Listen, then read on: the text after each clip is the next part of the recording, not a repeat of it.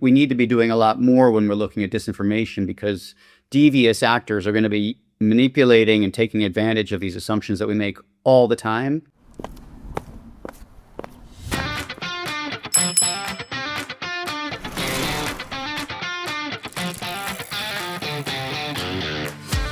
Hello and welcome to Season 3 of the Squeaky Wheel Podcast. We speak with leading influencers about policy, industry and more across cycling, walking and all other forms of human-scaled mobility. My name is Phil Latz and I've been squeaking about various causes for over 40 years. Usually at this point, I'd be joining my co-host Irene McAleese to introduce herself. Irene is stepping away from the Squeaky Wheel podcast for a little while to deal with some personal commitments, so I'll be flying solo for the next couple of episodes. Before we introduce this month's guest, we'd greatly appreciate it if you could leave us a rating either on Spotify or Apple Podcasts. If you're using Apple Podcasts on your mobile phone, you can leave a review by scrolling down on our podcast page and tapping on Write a Review. Your leaving a review would make a huge difference on our ranking on the Apple Podcasts algorithm, which is the preferred platform for many of our listeners. Thanks for your help. Irene, did you know that Tern has just launched the latest version of their Bosch-powered Vectron e-bike? Oh, that's the folding one, right? Yep. Folding e-bikes are interesting. They can swing too far one way or the other. Either they fold up tiny but ride rough, or they ride great but they weigh a ton and they barely fold. But the Vectron bike rides like a full-size e-bike and folds small enough to slide under a desk or into a camper. Oh, wow, that sounds like a real Goldilocks bike. Hey, I'm looking at a picture of it here and I see that it's got a new type of belt drive. That's a game changer. Folding bikes get handled a lot through train stations, in and out of cars, and a greasy chain can make a mess. The Gates belt drive is clean, quiet, and maintenance-free. And does it have a new hub as well? Yes, that's a Nexus 5 hub, so there's no derailleur to snag when you fold it. It's built especially for e-bikes and it handles the Bosch torque with ease. Put it all together and you've got a folding e-bike that is really the Goldilocks of bikes. Yes, just right. Our guest this month is Grant Ennis, author of the book Dark PR, How Corporate Disinformation Undermines Our Health and Environment. Grant has over 20 years of experience in international affairs, public health, complex emergencies, and environmental action. Originally from San Francisco, Grant has lived and worked all over the world and currently lives in Paris, which is where we spoke to him from. If you're a regular listener to this podcast, you might notice that this episode covers broader ground than our core topics of active transport and sustainable cities. That's intentional because we think Grant has important and unique insights into how decisions are made that affect us all and what we can do to ensure that better decisions are made in the future. Whether you like or dislike the idea of us widening our scope of guests, as always, we'd love to hear your feedback. But now, let's hear from Grant. Grant Ennis, welcome to the Squeaky Wheel Podcast. Thanks for having me, Phil. It's great to be here. My pleasure. Normally we dive straight into a topic of discussion, but in researching your background, I just have to ask a few questions about you first. Now, you're an American living in Paris, but amongst other places, you've lived in Mexico, Brazil, Paraguay, Honduras, Kenya, and Syria, and you speak 5 languages. None of that's normal. How did all this happen? I worked at the beginning of my career. I worked as, you could say, in humanitarian work. I worked in the Middle East on the Syria crisis for Norwegian People's Aid. And then I worked in a number of other places around the world for different kinds of NGOs throughout my career. So can you give 1 or 2 examples from these experiences, particularly living through challenging situations in those countries? I think it was pretty challenging in Syria from what I can see, that shaped your thinking and eventually contributed to your book, Dark PR? Yeah, so I lived in Iraq and I was working on a Syria program. And while we were doing that, one of the things we started to see was that there was government-sponsored disinformation campaign against humanitarians, against aid workers. And that really gave me a lot of insight into the way that governments run disinformation campaigns. And later, when I was working in public health, and of course, in public health, you've got the famous case of the tobacco industry. Having the two examples of government-sponsored disinformation and then industry-sponsored disinformation and contrasting them and seeing that they were basically the same thing was really enlightening for me to then say to myself, well, if government-sponsored disinformation and tobacco industry disinformation are the same, are automobile and road lobby disinformation also the same? Are sugar industry disinformation and fossil fuel disinformation also the same? And my conclusion, which was the conclusion that I wrote in my book, Dark PR, was that yes, very much so. It's all the same.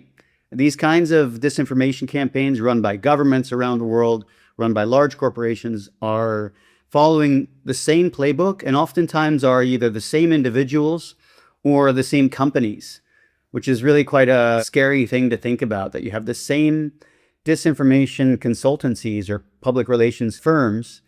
I don't mean to say that all public relations firms are disinformation consultancies, but you do have overlap.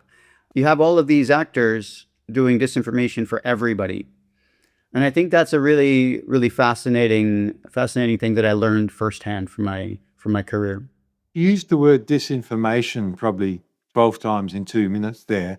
Perhaps I'll get you to define your definition of exactly what disinformation means. Sure. So you have probably good to contrast it against misinformation. Misinformation is another word that's often used in these kinds of discussions. Misinformation is incorrect or badly framed information that happens kind of like on accident or as the unintentional consequence of just the day-to-day operations of media or people sharing stuff without realizing it's not true.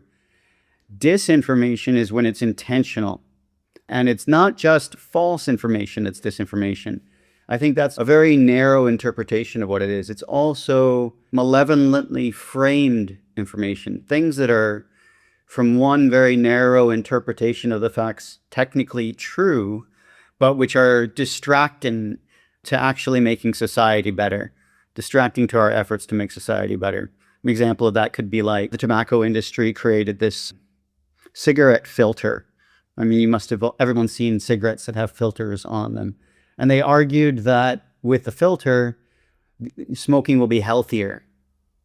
But what ended up happening was people end up taking longer and deeper drags. And so even in the best of cases, you're not seeing any real population level decrease in tobacco consumption or nicotine consumption because you inhale more deeply. So the tobacco industry can make the case that yes, they added a health feature. It's true. But because it's also nonsense, you would classify that as disinformation. So you've also graduated from a very specialised assortment of academic institutions, 2 degrees, 4 diplomas, ranging from public health to dispute resolution, humanitarian security and public administration. Of all the formal studies that you've taken, which course has been most valuable in your work and why? Well, that's a great question. I think when I did my master's degree, I focused on this thing called the logical framework, which sounds so boring, or the log frame, it's sometimes called. Usually when you hear people talking about this, you get kind of a tone of disgust or anger from people that have had to do these. But I took a number of courses on how to do them correctly. And in learning that, you really have to learn about chains of causality. What is and isn't a chain of causality? And then you start to see that the common understandings of causality are often very wishy-washy.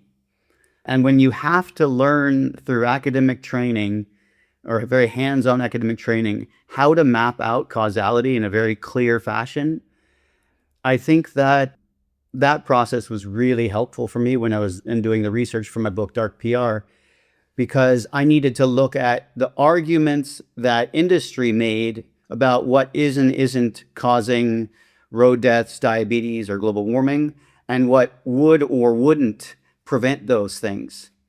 And once you understand really from a strong academic perspective how causality works, it becomes a lot easier to understand how it doesn't and how people are trying to deceive us. Yeah, there's coincidence and causality, and they're two different things, aren't they? Absolutely. But you also have people making wishy-washy comments about causal chains. For example, you'll often hear that education will lead to X change in behavior. And then people just assume that that's true and then move on.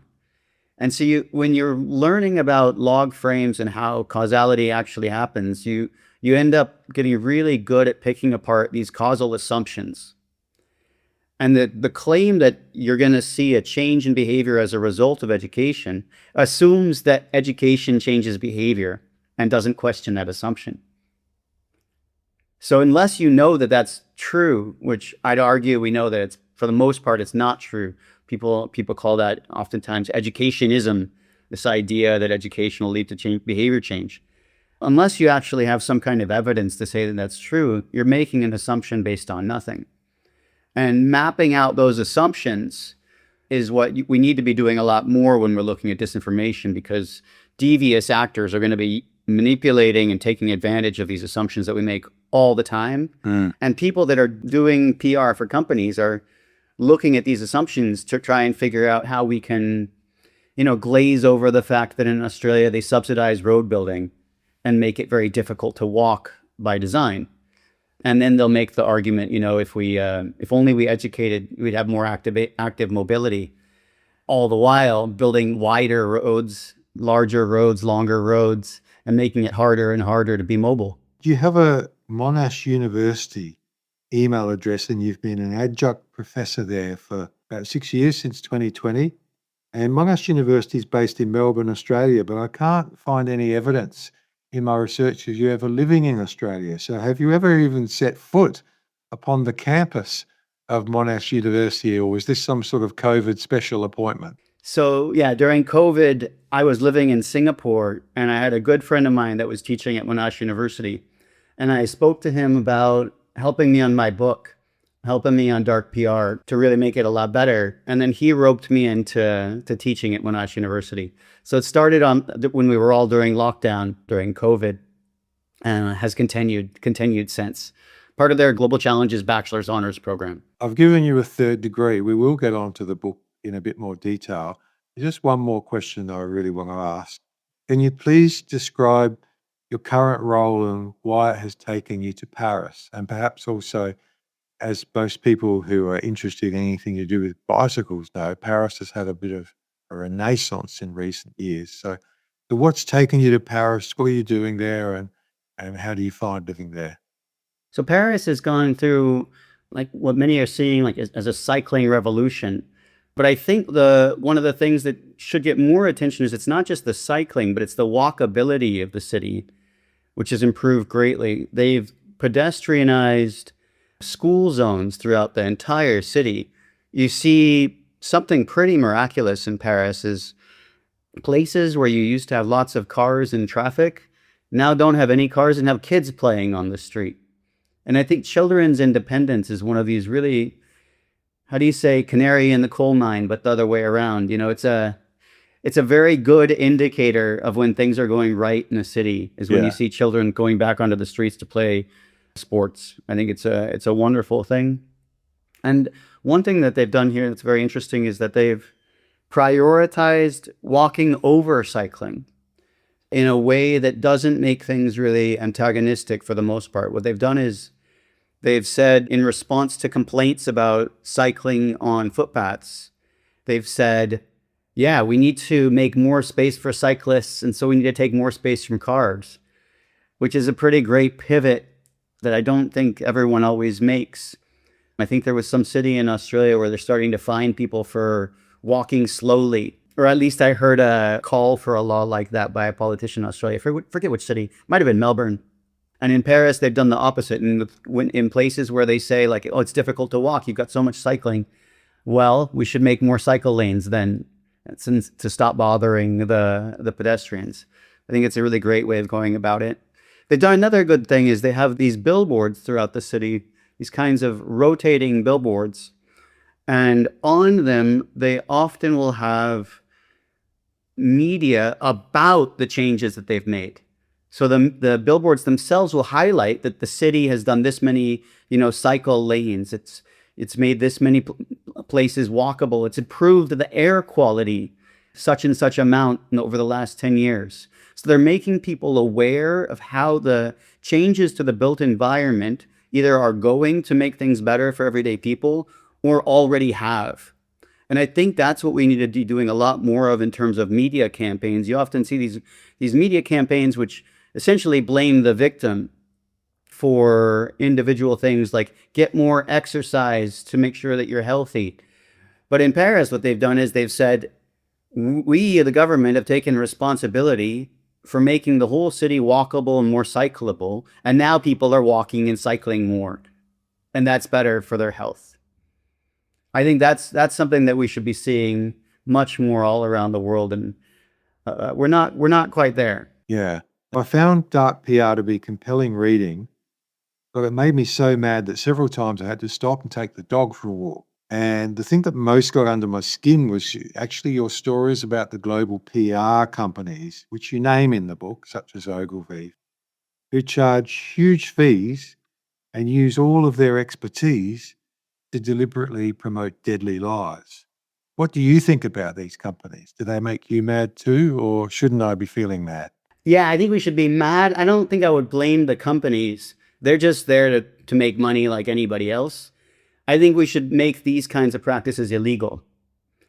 I think that's more the case. We should be blaming our political systems. We should be blaming the laws that allow for this kind of thing. I think the thing that makes me most mad is that in most cases, all of these campaigns and all of the money made by Ogilvy and these guys, it's tax deductible for the companies that are spending the cash. So we're giving these companies tax breaks and what we would call tax subsidies in the literature to do this horrible stuff. We're incentivizing these companies to manipulate us.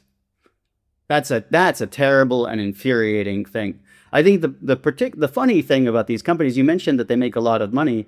I actually don't think they make enough for the work that they do and the scale and the damage that they achieve. I think that if they wanted to, they could probably charge a lot more.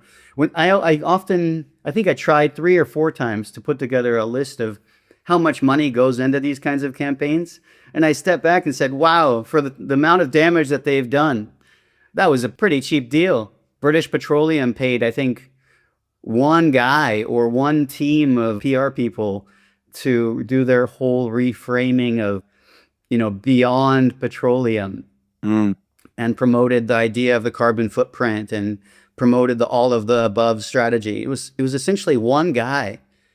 And I don't think he billed that much, considering that the whole world now is trying to reduce their carbon footprint. Yeah, we should roll back on that. You explain in the book that the term carbon footprint was actually invented by BP or their PR guy. It wasn't around before then. And I know that's one of your 9 frames, which we'll get to, but just talk to me about that. Why were they motivated to invent this thing? Well, I don't think they invented it. I think they popularized it. I think it existed in obscure academic journals, occasionally in a footnote that somebody was talking about this kind of thing. But it was essentially not a thing. It didn't exist in the popular discourse until I think around 2002 or 2003, when British Petroleum did a massive rebranding and wanted to position itself as a company that cared about global warming and cared about, reducing carbon emissions and helping the world to be a better place.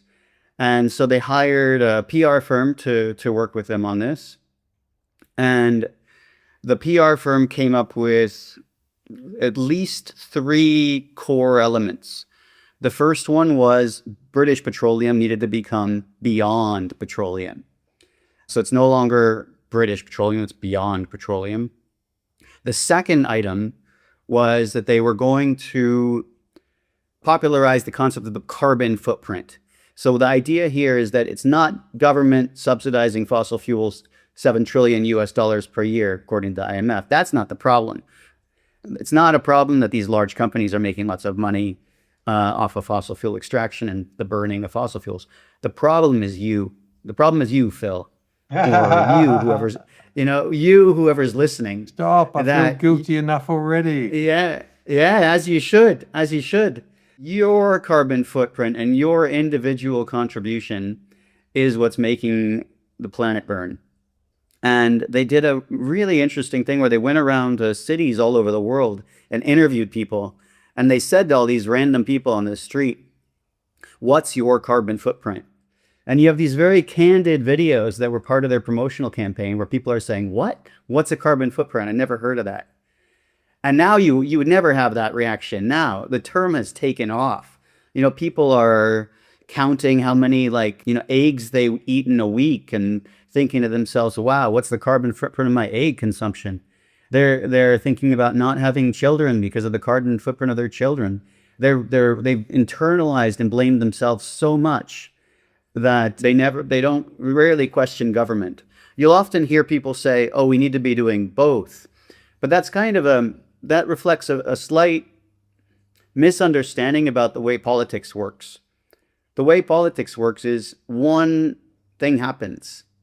You either had Brexit or you didn't have Brexit. People voted for Brexit or they didn't vote for Brexit. You vote for your political party or you vote for another political party. So this is called zero sum. There's only so much political will out there. So if you increase support for one idea, such as you, Phil, being to blame for the planet burning down, shame on you, then you're decreasing support for the idea that the Australian government is subsidizing coal production. And so you can't really do both here. Doing both will reduce support for one thing or the other thing. So our media campaigns, our media efforts as people that care about this stuff, the way we speak about this stuff needs to be very focused. The less focused we are, the less we get what we want. And so BP took advantage of this very successfully, and they amplified this carbon footprint. The third thing that they did was they essentially did the we need to do both strategy, which I was just talking about. They called this campaign the all of the above strategy. We need to be doing it all. We need fossil fuels, we need wind, we need water, we need it all because we have to transition. So you can't say one thing wouldn't be necessary here. We need all of the above. And this allowed, for example, the Obama administration in the United States to make the United States the world's leader in fossil fuel extraction, all the while having this kind of halo of acting like they were doing something on climate. The all of the above strategy, or the doing both strategy, is almost more insidious than the carbon footprint, because it's making sure that even if you realize the carbon footprint is ridiculous, you're making sure that it's still part of the discourse. That you, Phil, are responsible, but yes, also the government, diluting our will to really do anything at all. Yeah. In Dark PR, you talk about 3 growing risks to public health: diabetes, road deaths, and global warming, or at least you use examples that relate to those 3 throughout the book. Most of our listeners will agree that active transport and sustainable cities are important parts of the solution for all 3 of these issues. So how come we understand that, but most decision makers don't? Are we living on different planets, or what is that is so obvious to us, if you like, as advocates, but not to them? Well, I think it's also obvious to policymakers. It doesn't get into the question of why it doesn't get into policymaker talking points is a different question. I think policymakers get this just as much as anybody else for the most part. The things that policymakers say, though, are going to always reflect the people that keep them in office. And the people that keep policymakers in office are the people that finance their campaigns. And I don't think that's a conspiratorial thing to say. That's how it works. If you have a system where campaign contributions determine campaign outcomes, then the system is designed to reflect the interest of the people that make the campaign contributions. So you're going to have people saying the things that the contributors want them to say. I think that's how it works. I'm going to go on a bit of a tangent here because there's a certain politician in Australia, or would-be politician, very wealthy billionaire, who spent literally hundreds of millions of dollars with incredibly small, poor results in the last two federal elections. And so maybe it's not automatic, maybe getting back to your research and so on, not an automatic causational link that dollars in equals votes out. Because in this particular case, incredibly bad results for massive, massive spending. Yeah, and then that happens, especially for fringe political parties with like single billionaires putting their money into it. But how much did that person shift the entire, we call it the Overton window. It's this, like the range of possible ideas. How much did that range of possible ideas, or the Overton window, shift in the direction of that billionaire's ideas? Yeah. It probably wasn't actually their objective to win if they were going out there with rather fringe ideas or very extremist positions. It was probably their idea to force the entire country's political discourse in the direction of what they're saying, to encourage kind of, there was a podcast that came out, I think last week, the Volt podcast. I don't know if you know it. They did an interview with Michael Hobbs, and the podcast title is Reactionary Centrism. It's a very interesting podcast. I'm halfway through it now. I'm really liking it. And this idea of like, we always need to be moderate. We need to look at this centrist position. It's this centrist position that tends to wander the most when you introduce more and more extremist positions. So if you have more fossil fuel money coming into an election, that'll shift that center, especially more in the direction of that fossil fuel money. Okay. For the benefit of our listeners who haven't yet read Dark PR, can you please briefly explain the 9 devious frames and why you choose to divide them into 3 groups? Sure. As I mentioned earlier, there was this thing that I identified that everybody was doing disinformation in the same way. So I spent a couple of years thinking through, if we know everybody's using the same playbook, what is that playbook? What's the shortest list I could possibly make of frames that everybody's using? And then I used a method called I think it's the pyramid principle. It's from Barbara Minto. It's a famous management consultant that wrote a lot about how you can do these kinds of frameworks. You want them to be mutually exclusive and collectively exhaustive. When you want to capture everything, you want to make sure each frame you have, each category or typology that you have, is mutually exclusive from all the other ones. And then collectively, they are all exhaustive. You've captured everything. So I took this approach and I looked at 3 examples: diabetes in the sugar industry, global warming and fossil fuel industry, and road death and the road lobby. And I came up with this typology of 9 devious frames. And these 9 frames, they cover the different ways that corporations try to shape discourse. So denialism is very famous. Blaming the victim, we talked about a moment ago. The all of the above strategy that we talked about a moment ago, I would call multifactorialism. So those are 3 of the more commonly known frames, or commonly talked about frames. I'm going to focus on one thing in your book, and something that you've repeated in subsequent interviews and forums that I've watched or listened to, that you make very hard, uncompromising statements, all related to the need to only do what you say works and not dilute energy or attention from what doesn't. And for example, you say consumer boycotts, financial divestments, and impact investing don't work, so don't do them. What would you say to people like me who've done all 3 and find this to be quite hard advice? I think most of us have done all 3. I certainly have in the past. I think if you enjoy something, do what you enjoy. If you like doing something, or you want to avoid feeling a certain way, whatever, it's fine. But if you want to change the world or improve public health or improve active mobility or make the world a little bit better, you're not going to achieve those aims through boycotting, divestment, boycotting, or impact investment. They don't do that.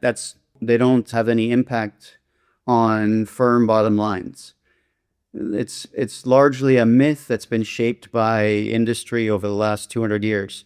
You had this fascinating anti-slavery sugar boycott that was happening in like the 1840s, if I remember right. And this anti-slavery sugar boycott said, don't buy American sugar. It's made by slaves. So who was financing this? Sugar industry? The British sugar industry that was making sugar in India through a category of labor that we don't call slavery, but was slavery in everything but name. So, I mean, you can't make this stuff up. It's so bad. And I often think to myself, and I've got it on my list of things that I would love to write about one day. How many years did that effort delay the United States anti-slavery movement?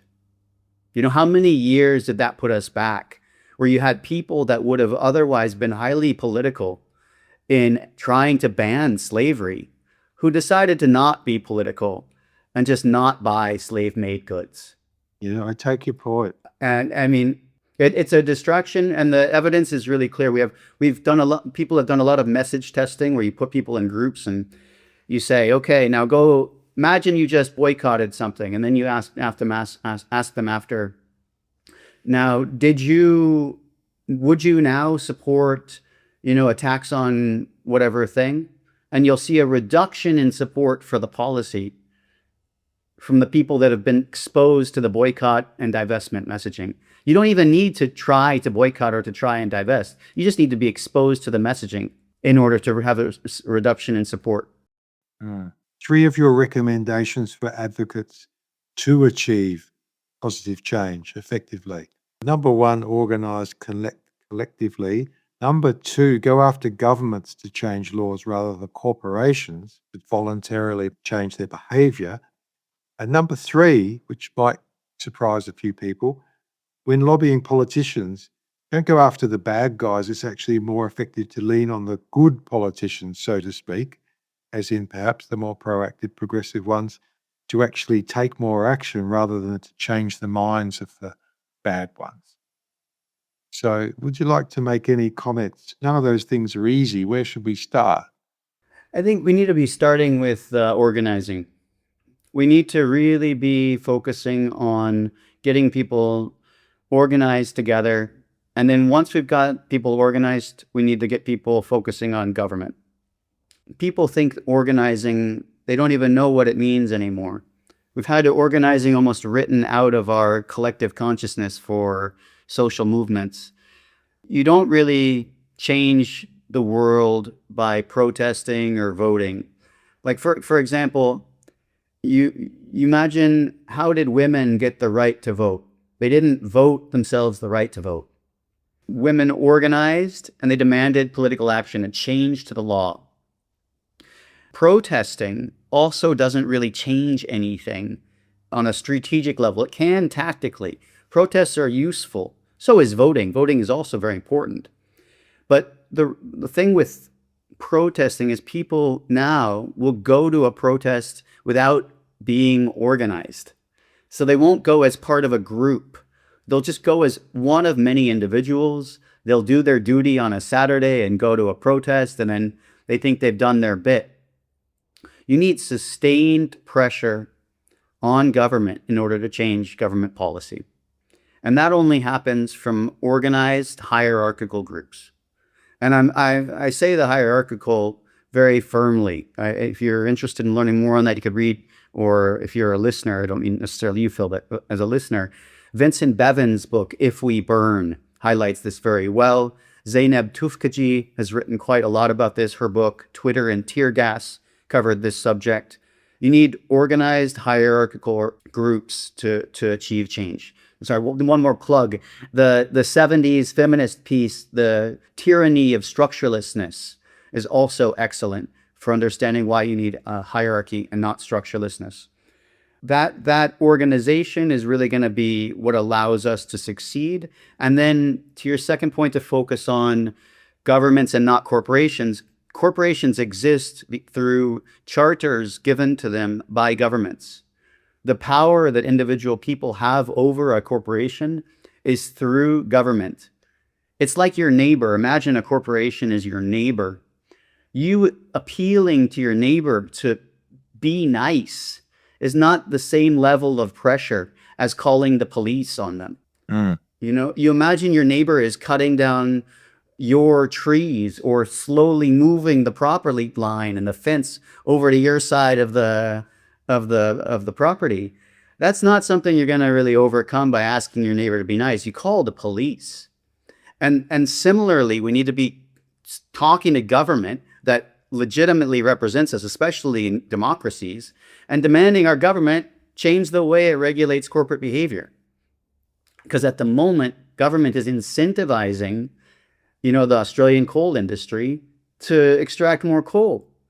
So we need to stop that. I mean, it's not just Australia, it's the whole world is doing quite similar. But you're not going to have any kind of result if you just ask nicely or you protest at the gates of a corporation. You need to be protesting at the gates of government or in an organized fashion. The reason why you see a lot of activist groups now protesting at corporations and not governments is corporations have lobbied for laws which make it very difficult to protest government as an organized group. So in many countries, you have charity laws that say charitable organizations that receive tax-deductible donations cannot legally demand political change. But they can target corporations.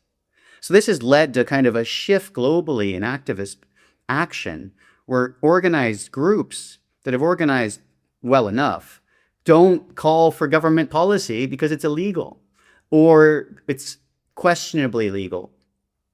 And you had and this is a piece of good news, you had a great effort in Australia to stop an effort by industry to change policy around charitable groups' political voice. And the organization was called the Hands Off My Charity Alliance. I don't know where in Australia it was set up, but it was a coalition of a large number of charitable organizations in Australia, which fought legislative change that would have dramatically restricted charitable organization voice in Australia. So congratulations to Australia and you guys for that. But I think that continued pressure and effort needs to be made to, one, make sure that things don't get worse, and also to take back a lot of the political voice that we've lost. Because although the Hands Off Our Charities Alliance in Australia did great work, I think there are still a lot of laws on the books in Australia that restrict what charitable organizations can and can't say. We're coming towards the end of the interview. Is there anything I haven't asked you that you would particularly like to highlight or wish I had asked you? I think one of the frames that I think about quite a lot is what I call the ape frame or the knotted web in my playbook of industry disinformation. And this one people see quite a lot in terms of complexity. You might hear, oh, that's so complex, or you might hear, oh, that's such a nuanced situation, or it's complicated, or it's circular, or systematic. And this is something used by the industry for so long that people actually have internalized this idea that complexity is a good thing, that nuance is a good thing. There's this Irish sociologist that wrote a great paper called F Nuance that I hope we can link in the show notes. And it highlights 3 nuance traps where people are thinking that nuance or complexity are good on their own sake, that they're inherently useful. But that's not the case. In fact, real action, real change is straightforward. It's clear. To really make change, we need clear, straightforward goals. In the 1800s, you had this group in the UK called the Chartists, and they had this charter of like 5 to 10 things, I forget how many, that they wanted to see. One of them was like the right for everybody to vote. And it took a long time. The Chartists were put in jail and they were considered criminals. And a lot of them were sent to Australia And what I find very interesting is people in Australia that I've talked to say, "Oh, our ancestors are criminals." But you look at what quote unquote crimes the ancestors of Australians actually committed. Many of the Australians that were shipped to Australia were criminals because they made it a crime to organize politically and demand political change because they were Chartists. And I think I don't know if it can be done, but I would love to see Australians take this back. Take back that we were founded by political organizers, to kind of reject this British framing of Australian identity, which is you're a country of criminals, and instead to see themselves as a country that was defying the political status quo, and as a result was shipped halfway around the world. Yeah, I think Australians are actually proud of their convict heritage in general. We've talked about a lot of grim subjects about how clever PR companies, for the sake of money, destroyed the planet, if you like, transport systems in particular in relation to Squeaky Wheel Podcast and so on, and various other things, how governments can effectively be bought through donations, so on and on it goes. But what gives you hope? What gives me hope? The renationalization of British Rail gives me a lot of hope. I think that's fantastic. I think every country should renationalize their rail. I think that's wonderful. I think the Hands Off My Charities Alliance in Australia gave me a lot of hope. The recent election of Mandani in New York, from what I have read about it, gives me a lot of hope. Pablo Sanchez, I believe, is the name of the president of Spain. I might have that wrong, but the president of Spain, when I listen to his speeches, he gives me a lot of hope. I think there's some good stuff out there, Phil. I'm not entirely pessimistic about the future. We definitely have a long way to go, but there are glimmers of hope out there. Well, on that positive note, Grant Ennis, thanks for squeaking. Thanks for having me, Phil.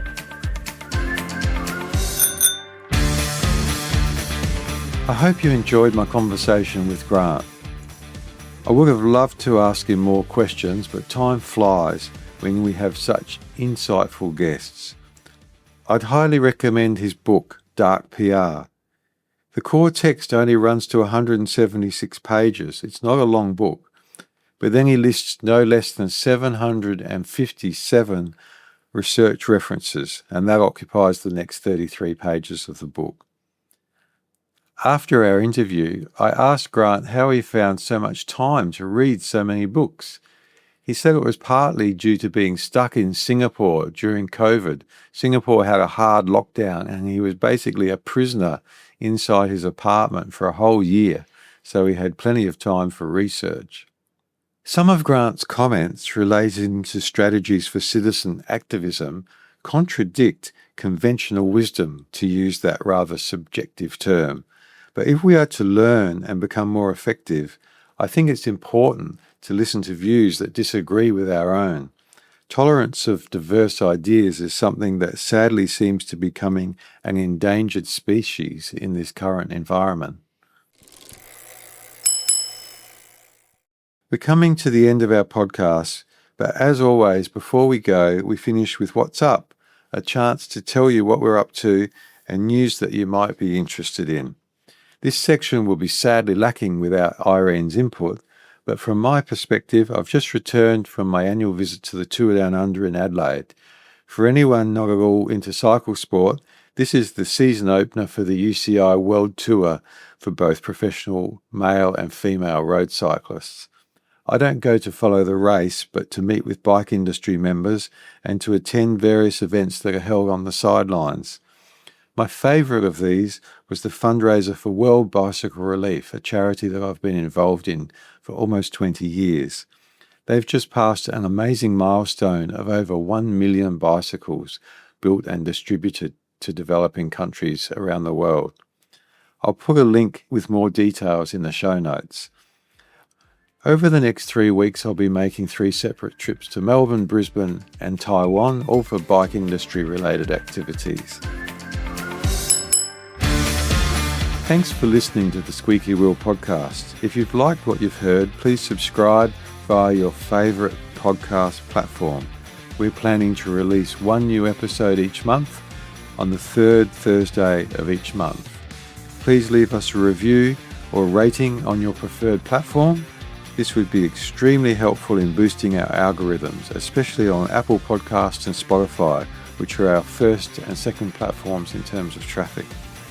You can find out more about the Squeaky Wheel Podcast and contact us directly via our website, squeakywheelpodcast.com. We'd love to hear your feedback. Until next time, keep squeaking.